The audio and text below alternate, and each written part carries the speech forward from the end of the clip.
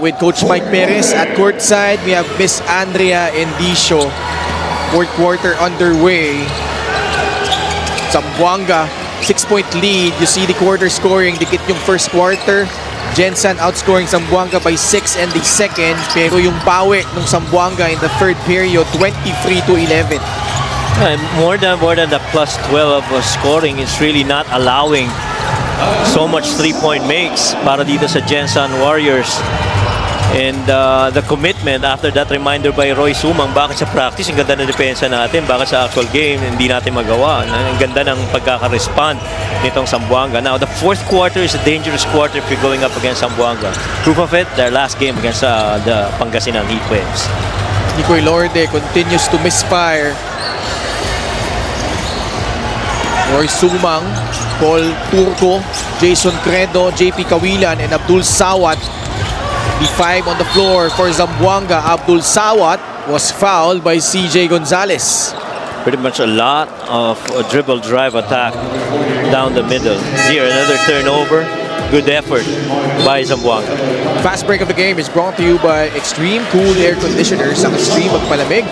Free installation for split-type air conditioner. Yun yung mga grab-and-go situation na sinasabi ko kanina, no? You're not really waiting for other guys to bring up the ball and decide for you. Anyone who's got that ball has got to pitch it ahead and allow the players in front to make a decision whether to finish or to wait for the teammates.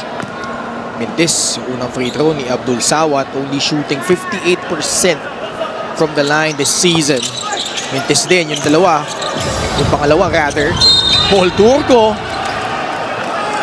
Siya naman ang tutungo sa 15-foot line after Abdul Sawat got the rebound off his own miss. Offensive rebounds, parehong kupunan, matindi in that department. 1 and 2 ang Gensan at Zamboanga respectively, but tonight Zamboanga holding the edge. 10 offensive rebounds compared to only 4 dito sa Gensan. Meron tayong challenge, hiniling ni Coach Elvis. Tingin niya walang foul. Tingnan natin kung tama siya sa aming pagbabalik.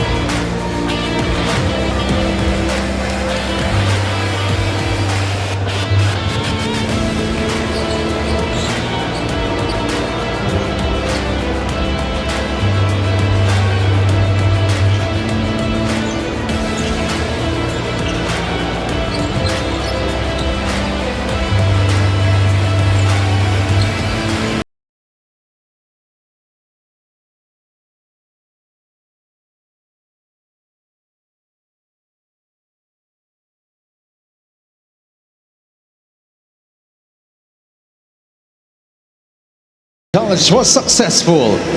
There was no foul. Ball possession stays. Walang foul. With Zamboanga. Tama si Coach Elvis. Ayan. Yeah, straight up naman. 12 seconds pa rin sa shot clock ng Zamboanga. Sa kanila pa rin yung bola.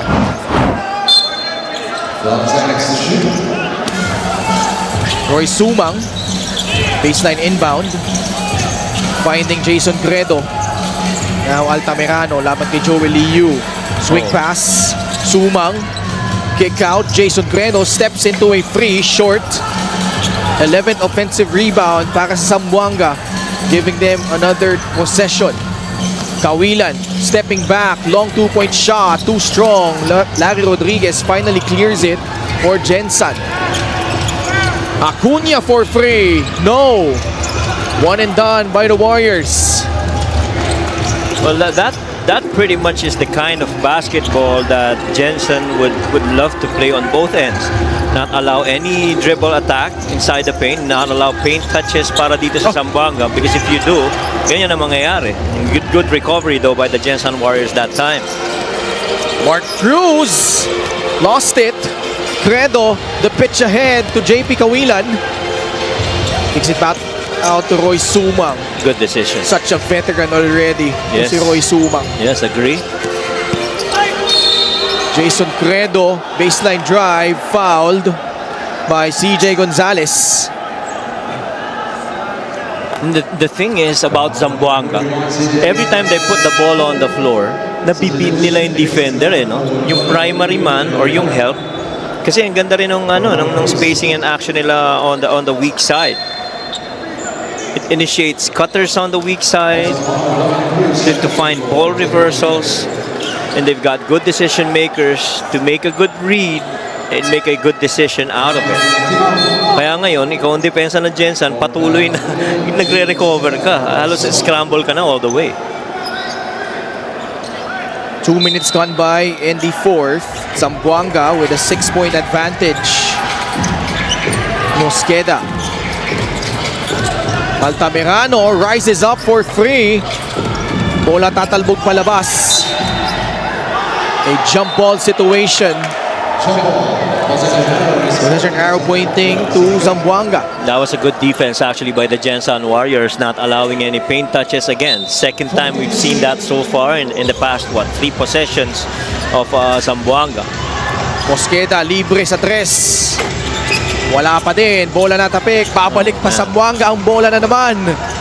Offensive rebounding. Altamirano got that time stolen away by Gensan. Gotta take that. Si Rodriguez ang pupukol galing sa labas. Gets it to go. Again, that's the kind of Gensan basketball. You move the ball quick, find open guys, make good decisions off of it. Larry Rodriguez, his first field goal, 3 points, 4 rebounds, and 7 assists. Credo gustong bawiin. Bintes. Rodriguez calls in his 5th board. Eloy Tan. Siya rin pupukol sa labas. Back-to-back threes by the Gensan Warriors. And again, we might sound a broken record here, but if the 3s start falling and Zamboanga does not get their paint touch scoring, this is what's gonna happen. This is a quick movement right here, finding Larry Rodriguez top of the key, finds bottom of the net, and then the ensuing play, Kyle Tolentino does not settle, finds a trailer 3 incoming for Eloy Tan, who just rises and makes it. It's down to a 2-point lead for Zamboanga as they sue for time with 6 minutes and 40 seconds left here in the fourth.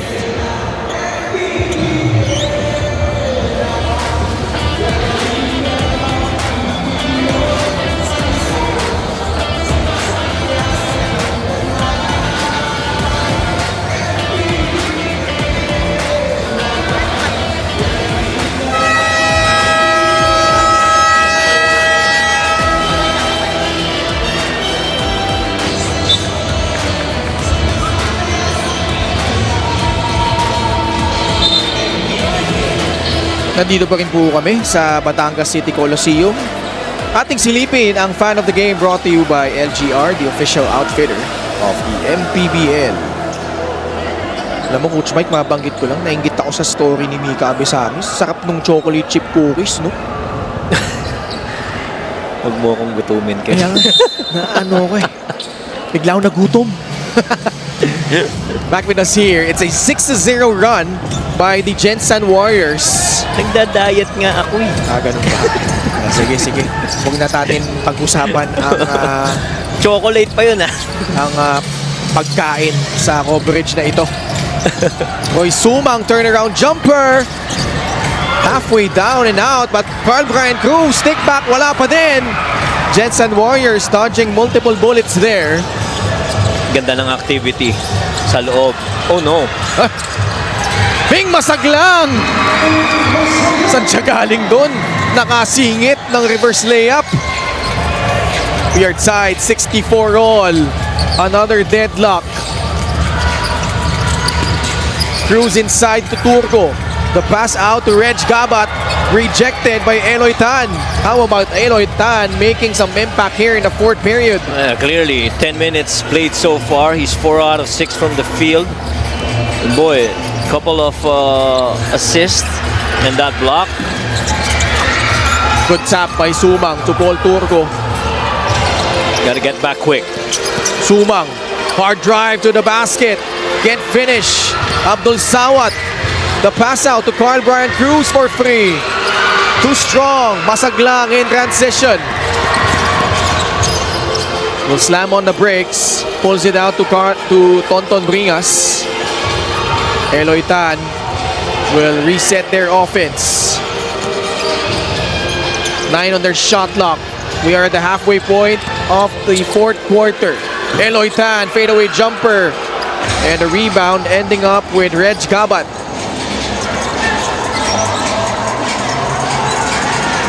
$64 apiece here in the fourth. Paul Turco turns around. Zamboanga has hit a drought here in the fourth. Well, only because of the good recovery defense of the Gensan Warriors, not allowing easy attempts on every paint touch by Zamboanga. Basag lang. The pass to Bringas. Gensan though throwing it away. Turned over against the Warriors. In the absence of the usual performance of Nico Ilorde, boy, you gotta admire the effort of Eloy Tan. He's stepped up to the plate big time for the Warriors. Middle ball screen here. Roy Sumang turns it over. Gensan had multiple opportunities to take the lead. Can they do it here on this possession? Blocking foul against Reg Gabat. You like the confidence of an Eloy Tan. You know, not passing up on the opportunity. Had that shot, saw that closeout, decided to put the ball on the floor, got that foul. On that closeout by Zamboanga. And so far, itong kombinasyon ni Ping Masaglang at saka ni Eloy Tan, maganda ang paso para dito sa sa Gensan. Oh, you bring out Eloy, put Mark in. Mark Cruz has yet to score here in the second half. He hasn't made a three in the third quarter. Even in this half, good pass. Gonzalez lost it. Carl Brian Cruz is ahead. Foul given up by Mark Cruz. But the question is, will it be an unsportsmanlike foul? Because nobody from the side of Gensan. That definitely gotta be an unsportsmanlike foul. In the old days, they call that the old man foul, where you don't have anyone right in front of open floor to defend. And so papauli mo na lang siya, which is yan mismo yung ginawa ni Mark Cruz. Yeah, clear path, right? It's clear path.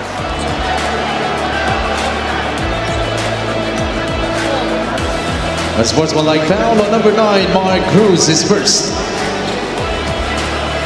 Stopping a player in transition. That's why it was an unsportsmanlike foul. That stops the momentum para dito sa Gensan Warriors, who was in the midst of an 8-0 run. Carl Brian Cruz will troop to the line for 2 shots. Zamboanga though has been scoreless for almost 6 minutes.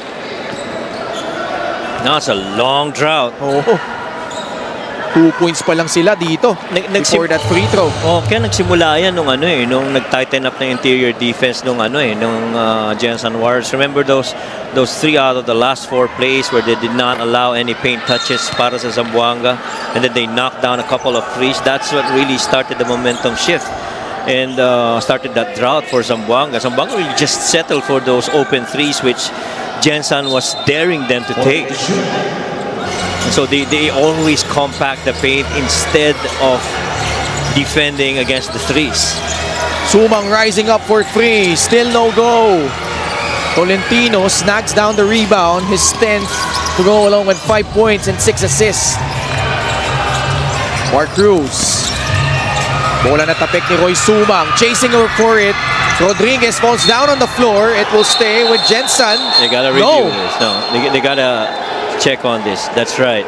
That's the right call. They reverse the call. It's Zamboanga basketball. Well, that time they were trying to feed Larry Rodriguez from top of the key for a possible 3 attempt, but the ball 50-50 on the floor. Really touched last by Larry. Pero gusto may effort ni Larry to try and chase for it, because if he didn't, it would have been an easy open floor action again for Zamboanga. Both teams having troubles scoring here in the fourth. Sumang to trigger it in. Altamirano with a basketball. The birthday boy gets it to Roy Sumang. Back to Itchy. Swing pass to Abdul Sawat. Salim, not a clean catch. 2 seconds left. Abdul Sawat can't bail them out. Tolentino with his 11th rebound. Again, that zone has not allowed any dribble attack or paint touches for Zamboanga. Meantime, Zamboanga continues with that man defense. Mismatch right here. Mark Cruz. Tolentino for free. Sumang with another rebound. Kyle's getting those looks, but he's not, knocking them down. He's not dropping them. Time winding down here in this ball game. 2.5 remaining in the fourth. Sumang, Altamirano open free. Off to the right. Mark Cruz with a rebound. Watch out for Mark. Popping out was CJ Gonzalez. Ooh. Using his left hand to ward off Itchy. Altamirano. The layup is good. Gensan back in the driver's seat. How about the composure of Gonzalez right there to take matters into his own hands, understanding the mismatch with Itchy on the outside and going right down through the middle, and he went there untouched. Sumang can't answer. Salim the rebound and got pushed. Both teams not yet in penalty. Number 9, Mark Cruz. Boy, this drought has really continued. And that quick lead pass, clearing that entire side of the floor for that matchup with Gonzalez against Itchy. Gixer, great move of the game, born for greatness. Chino Mosqueda for Roy Sumang. Jason Credo, Abdul Sawat. Same baseline out of bounds they did earlier. Somebody's gonna flash the corner side, ball side, and then somebody's gonna weak side it. There you go. Abdul Sawat. Ooh, no foul. Salim inside. Abdul Sawat hits the deck. That was a bad fall. Foul on number 21. Foul 2 free throws coming up for Med Salim. The second. This is a tall lineup for Zamboanga. Med Salim, Carl Brian Cruz, Chino Mosqueda, Jason Credo, and Abdul Sawat. Gensan Warriors. In my opinion, what worked earlier for Zamboanga, if I recall correctly, was JP Kawilan being inside. And he was matched up earlier. We have a coach's challenge from Gensan. We'll be back for the result.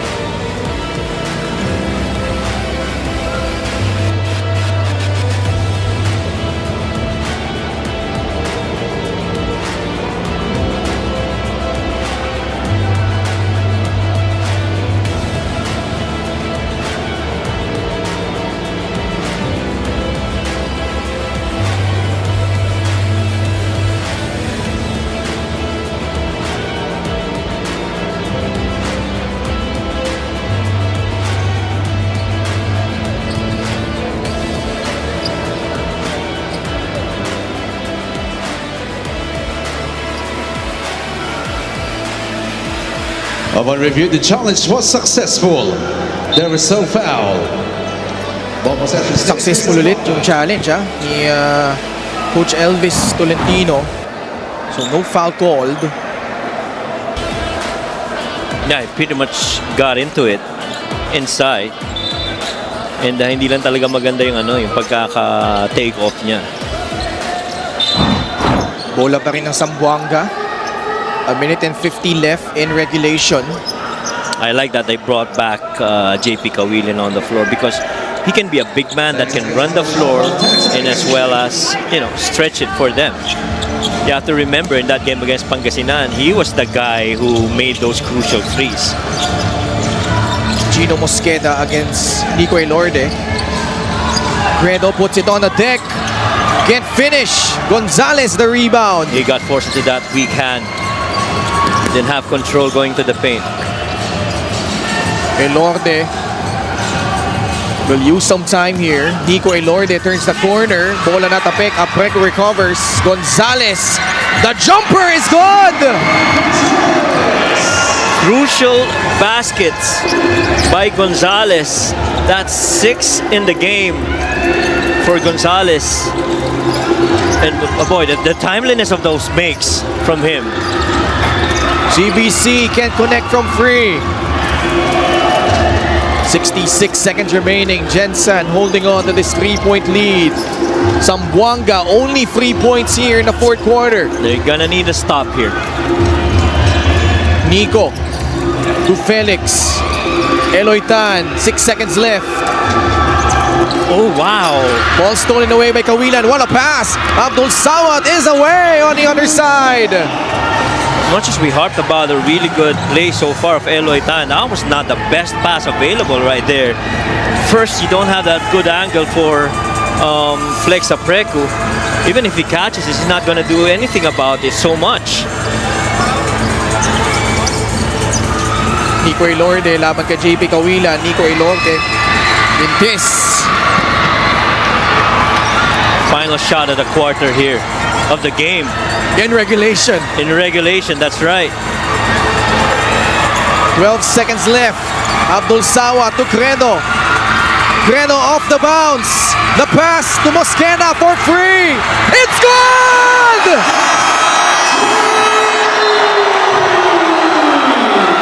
What a pass and what a shot delivered by Gino Mosqueda. Talk about trusting your teammates. Credo went left-handed once again, had a difficult time, but understood there's got to be a corner drift.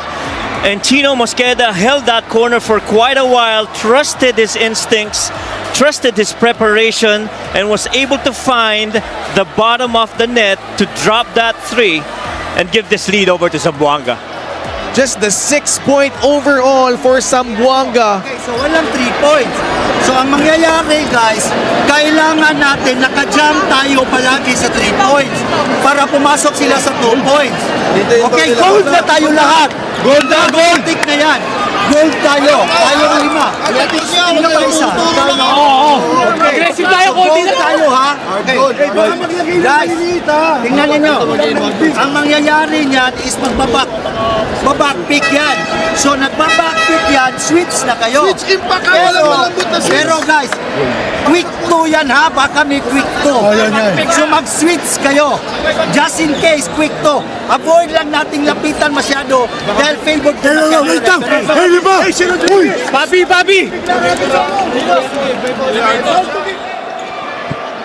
All right, 3.6 seconds left. Gensan with a basketball down by 2, Coach Mike. Yeah, pretty clearly they were talking about defensive coverage. They said, and Coach Hega was very clear about this, if there is a back pick, it's going to be a switch. So you have to be very aware of, a quick pick and pop situation. Matter of fact, I won't be surprised if there's going to be a dive on the weak side. Great timeout by Zamboanga. Seeing the set, they still have 2 more timeouts. And we'll listen in again to the huddles of Gensan and Zamboanga. Tingnan ninyo, baka mamaya may hanto. Pero tingnan ninyo, baka biglang mag-elevator dito. Switch! Ito si Rodriguez. Baka mamaya biglang bigyan to na. Pag gumanong, si Credo ang inbounder. Ikaw ang nagpahirapan mo. Ako sa inbounder. Pare, listen. Liga. Sino yung lima? Kinig! Isang sakripisyo na guys. Man, you see, immediately they understood there is going to be a possible high-low involving Larry Rodriguez, but they also do not discount the possibility of an elevator on the setup of the Gensan Warriors, and this back and forth just keeps changing between these two, and you love the chess match, especially in the closing part of this game. All right, we pause for a break. We'll be back.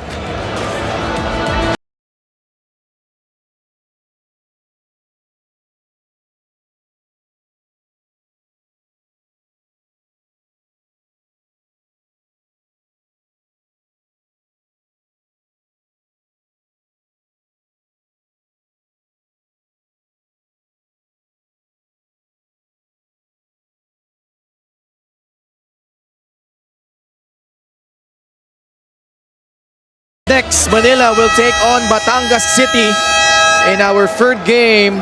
3.6 seconds left. Gensan with a basketball down by 2. And let's see here how the Warriors will execute on this last play. Three three-point shooters on the floor for Gensan. We'll see. Mark Cruz. Larry Rodriguez for free.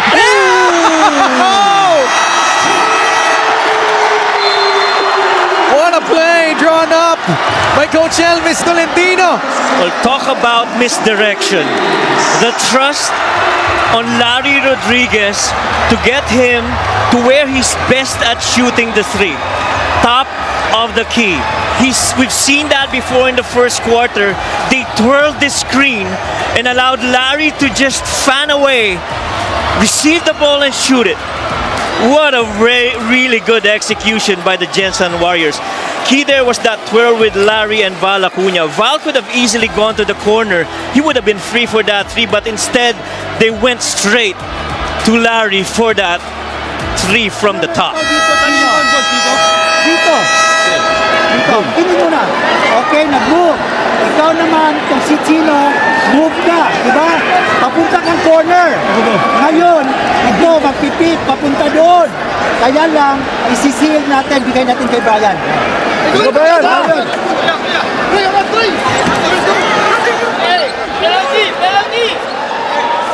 Well, the way it looks, Ken, they might be looking at penalty situation here. If my understanding is correct, they will go try and look for Brian on the seal underneath. They might set up Carl Brian Cruz in the middle of the floor for that receive. That close, they will trust that he makes that shot. Let's see here, 1.9 seconds left. Both teams, no more timeouts. Switches is going to be key here. Cross matches, that would probably result into advantage underneath for Carl Brian Cruz. Kawilan, lost it. Gensan, one away to fight back after that basket by Chino Mosqueda. Larry Rodriguez delivers in the clutch for the Warriors. And we talked about this earlier. The key for the Gensan Warriors to win is to make a three and not allow paint touches. See this right here. They got that ball to JP. Could have gone for that shot. Pero you see the defense right there of Gonzalez not allowing that look on that right side of the floor. They were funneling them going the left. And what happens? JP loses that rock and loses the possibility of any attempt allowing Gensan to escape with this win. 71-70, Gensan Warriors holding off Zamboanga. And our best player of the game brought to you by 1xBet, the title sponsor of the Mpbl. Your choice, your victory. Feel more game with 1xBet. Eloy Tan, his defense on Roy Sumang and those big baskets in the second half really catapulted Gensan helping them getting this win over Zamboanga? Well, I think it's yung lakas ng loob. Yun ang nagpaano dito kay Eloy Tan. Really just turning the tide in favor of Gensan in that quarter when they feel that nothing was going wrong. He just kept going at it, against Roy Sumang, and enough for him to win the best player of the game. Gensan win this one 71-70 over Zamboanga. Let's go courtside to Andrea. Maraming salamat, Ken. First of all, congratulations, Eloy. Alam naman natin na napakaganda ng ginawa mo in this ballgame from offense to defense. Nandun ka, but we cannot deny the fact that heart of steel shot ni Larry Rodriguez in that last few seconds of the ballgame got you guys the win. Anong gusto mong sabihin sa kanila and of course to your teammates and the rest of the team na lumaban hanggang dulo? Siyempre, thank you din ako kay Kuya Larry kasi alam naman natin kung gaano siya kahalaga sa team. Andun pa rin talaga yung veteran presence niya. Tsaka, siyempre, thank you sa mga teammates ko na lumaban hanggang dulo. Yun naman din yung sinasabi sa amin ni Coach Elvis na we don't stop, we just keep playing. Pero from your perspective, talagang naghabulan kayo in this ballgame. Saan ba kayo pinaka nahirapan dito sa Zamboanga? Yun, siyempre, kilala naman natin si Coach Egay. Alam din naman natin kung paano siya magpa-ensayo sa mga players niya. Tsaka kita naman natin kung gano'n rin ka-kondisyon. Takbo rin sila ng takbo kaya nakakapagod din sila abulin. Ano bang nag-push sa'yo na tumodo ka ngayong gabi? Wala. Talagang trabaho lang. Attend ka lang practice, tapos hard work, yun lang. Alright, Eloy, meron ka ba mga gusto batiin o pasalamatan? Go ahead. Siyempre, papasalamat kami sa mga sponsors namin. Armor On, Jinky Skin, Gensan Mayora, Lorelei Pacquiao, Bobby Pacquiao, and Governor Roel Pacquiao. Tsaka sa family ko, kay Daddy, kay Mami, sa ate ko na nasa Dubai, si Kuya, yung family niya, yung girlfriend ko si Jana, tsaka yung family niya, Enriquez family, tsaka yung Abbas. Ayun lang. Tsaka mga kaibigan ko sa Marikina, tsaka yung SNC namin, and yung mga utility, tsaka kay coach, sa mga coaches namin, sa kumpiyansa binibigay niya sa akin. Yun lang.